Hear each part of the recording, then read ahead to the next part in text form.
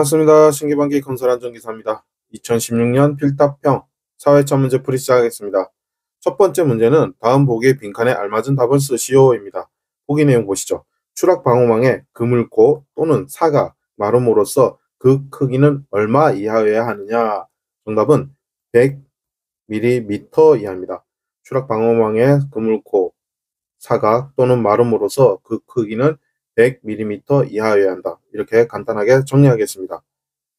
두 번째 문제 보시죠. 두 번째 문제는 굴착기계 중 기계가 서 있는 지반면보다 높은 곳의 땅 파기에 적합한 기계의 명칭을 쓰시오 되겠습니다. 기계 명칭이라서 건설업에서 사용하는 기계 명칭, 작업 방법, 그리고 재료 관련 특성이라서 바로 정답으로 넘어가 보겠습니다. 정답은 파워 셔블 되겠습니다. 파워 셔블. 영어로 쓰실 때에는 스펠링 틀리지 않도록 주의해서 써주세요. 이렇게 간단하게 정리하고 3번 넘어가시죠. 자, 3번 문제는 자맘, 우물통, 수직갱, 그 밖의 이와 유사한 건설물 또는 설비의 내부에서 굴착 작업을 하는 때의 준수사항 3가지를 쓰시오 했습니다.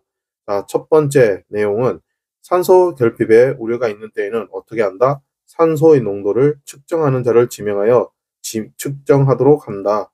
측정하는 자를 지명한다는 거죠. 산소의 농도를 측정하는 자를 지명한다. 이게 첫 번째가 되겠고요. 자, 다음 두 번째 보시죠. 두 번째는 근로자가 안전하게 어떻게 한다는 설비를 설치한다. 근로자가 안전하게 어떻게 오르내리기 위한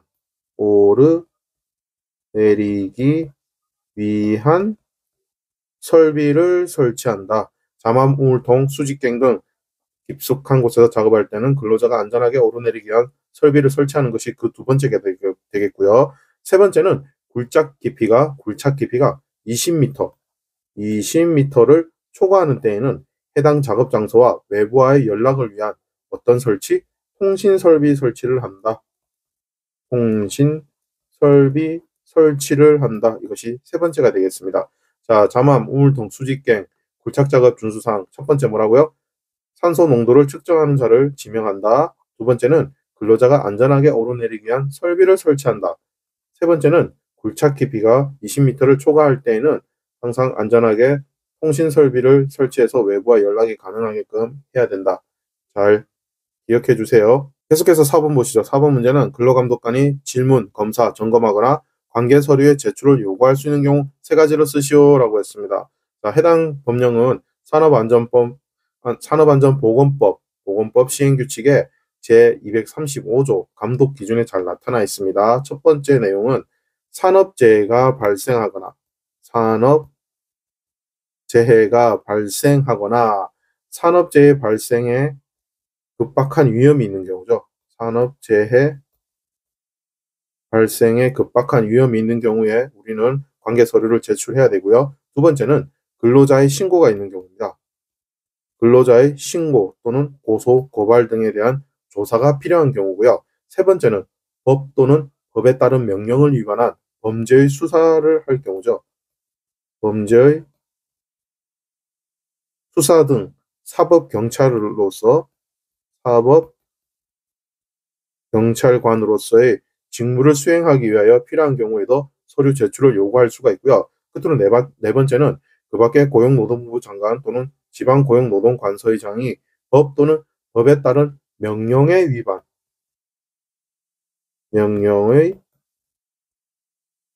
위반 여부를 조사하기 위하여 필요하다고 인정하는 경우에 역시 관계 서류를 제출을 요구를 받을 수 있습니다.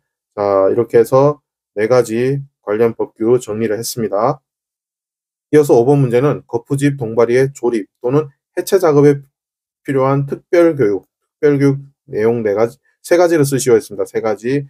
자, 암기법은 동조보조 되겠습니다. 첫 번째 동은 동바리의 조립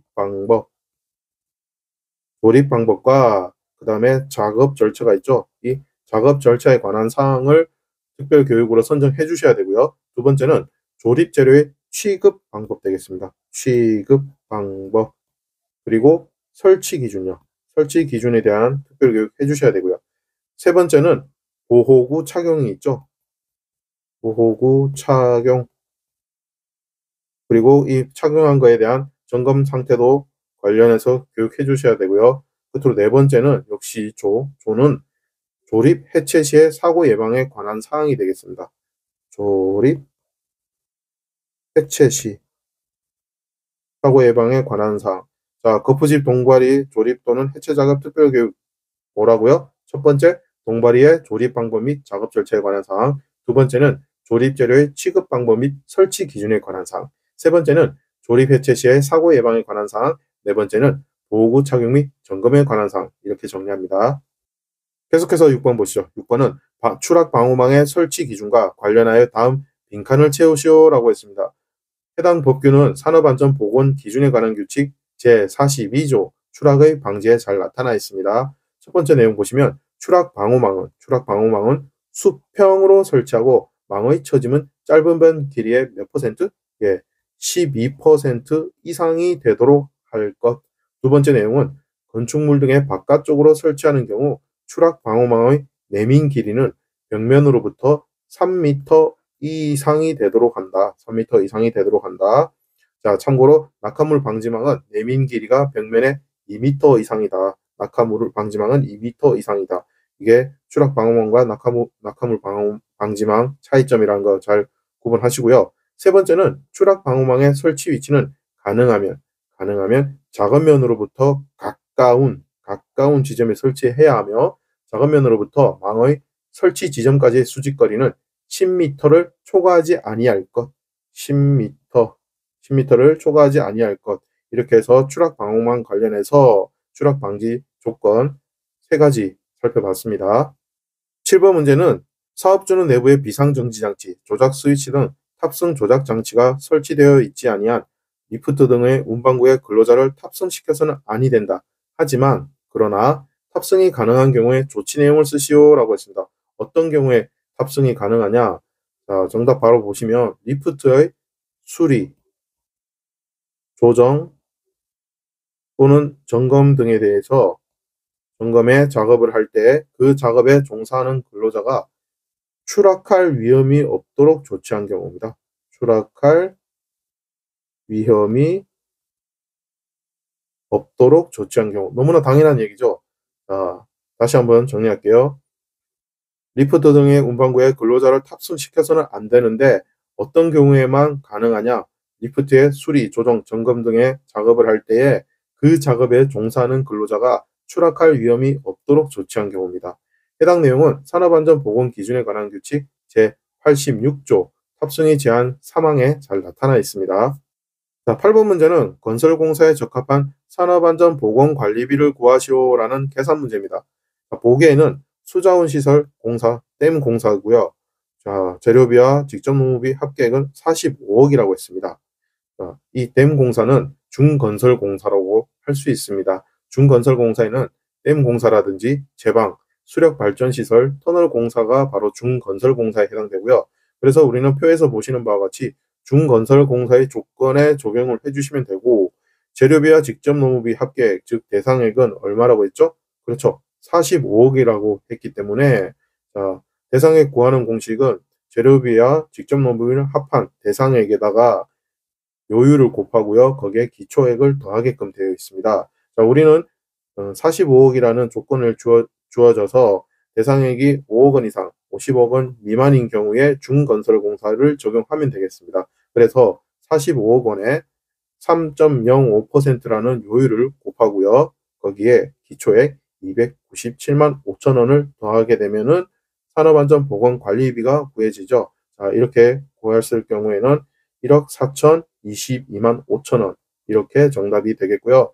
문제의 풀이 과정도 명확하게 기술을 해주셔야 됩니다. 정답만 쓰시게 되면 점수 받을 수 없어요. 그리고 해당 안전관리비 계산 기준표는 2025년 1월 1일부로 개정이 됩니다. 그래서 개정되는 내용 잘 명확하게 이해해 주시고 수자원 시설공사, 댐 공사는 중건설공사라는 것도 함께 학습해 두시면 좋겠습니다. 이어서 9번 문제는 공사 진척에 따른 안전관리비 사용 기준이다. 빈칸에 적합한 내용을 쓰시오라고 했습니다. 자, 보기 보시죠. 보기에는 공정률이 나와 있고요. 그리고 사용 기준이 있습니다. 해당 공정률 첫 번째는 50% 이상 70% 미만인 경우에는 사용 기준 몇 퍼센트가 되죠? 그렇죠. 50% 이상 가능하고요. 다음으로 70% 이상의 90% 미만인 공격률인 경우에는 그 사용 기준은 바로 70% 이상 사용이 가능합니다. 다음으로 안전관리비 90% 이상의 공격률인 경우에는 그 사용 기준은 그렇죠. 90% 이상. 이렇게 간단하게 정리하면 되겠습니다. 해당 내용은 건설업 산업안전보건관리비 계산 및 사용 기준 별표 3번 공사 진척에 따른 안전관리비 사용 기준에 명확하게 나타나 있으니까 다시 한번 확인해 주세요. 이어서 10번 문제 보시죠. 10번 문제는 와이어 로프의 안전계수에 대하여 설명하시오 라고 했습니다. 자, 안전계수라는 것은 달기구의 절단 하중의 값을 그 달기구에 걸리는 하중의 최대값으로 나눈 값이라고 합니다. 자, 이거를 공식으로 다시 적어보자면 안전계수는 와이어 로프 등 달기구의 어떤 값요? 절단 하중의 값을 무엇으로 나눈다? 해당 달기구에 걸리는 하중의 최대값으로 나눈다. 이렇게 안전계수가 정의를 내릴 수 있고요. 역시 해당 내용도 산업안전보건기준에 관한 규칙 제163조 와이어 로프 등 달기구의 안전계수에 명확하게 정의가 잘 기술되어 있습니다. 계속해서 11번 보시죠. 11번 문제는 회전날 끝에 다이아몬드 입자를 혼합 경화하여 제조된 절단톱으로 기둥, 보, 바닥, 벽체를 적당한 크기로 절단하여 해체하는 공법을 사용할 경우 준수사항 3가지를 쓰시오 라고 했습니다. 자, 첫 번째 내용은 작업 현장은 어떻게 해야 된다? 정리정돈이 잘 되어야 된다. 당연한 거죠. 정리정돈이 잘 되어 있어야 한다.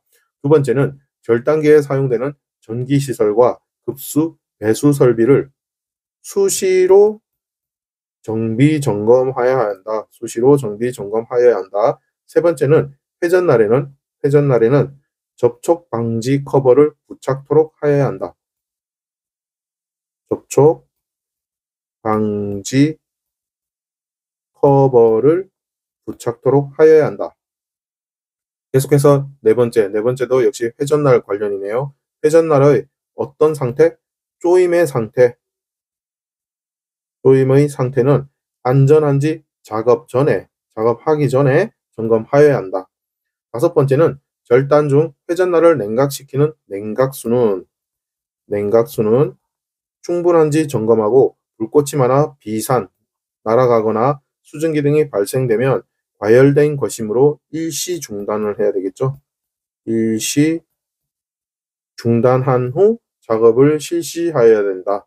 수증기 발생했는데 계속 작업을 하면 안 돼요. 자, 여섯 번째는 절단 방향을 직선 기준으로 하여 절단하고 부재 중에 철근 등이 있어 절단이 안 될 경우에는 최소 단면으로 절단하여야 한다.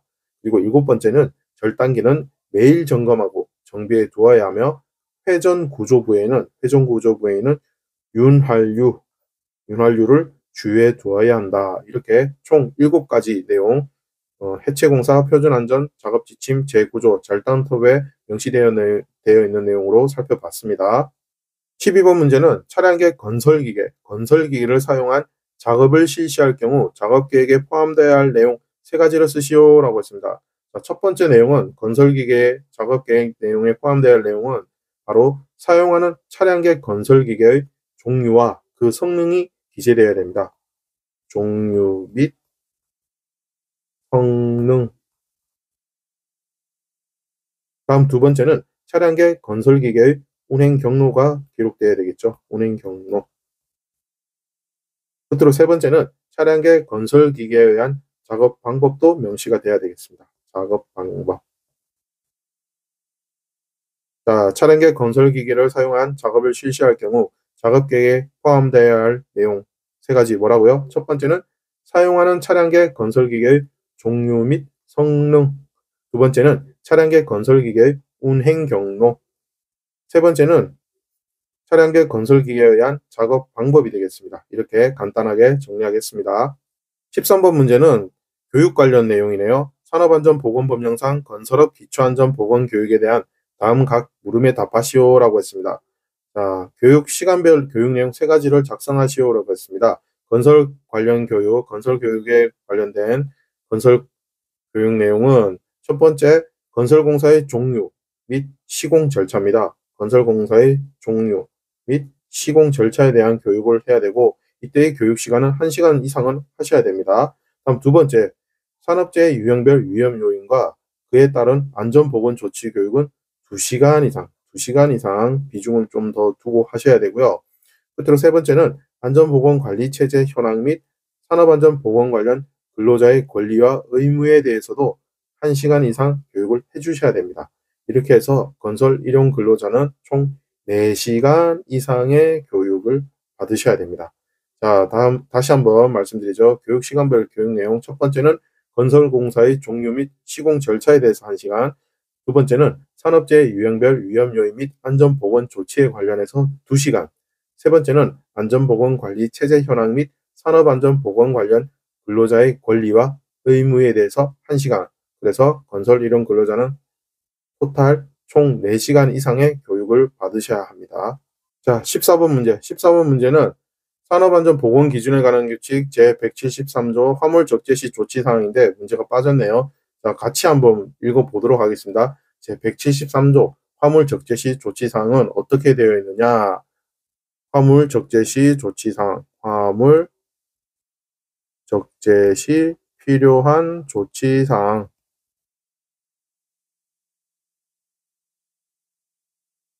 조치 사항은 첫 번째로 하중이 한쪽으로 치우치지 않도록 하셔야 됩니다. 한쪽으로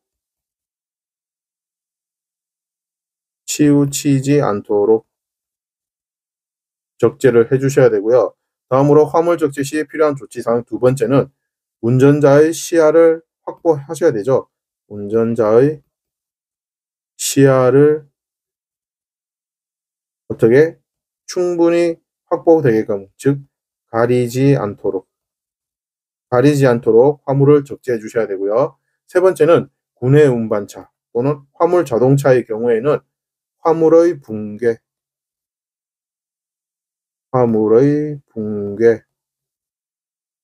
또는 낙하에 의한 위험을 방지하기 위하여 화물에 로프를 걸어야 되겠죠. 화물에 로프를 거는 등 필요한 조치를 해야 됩니다.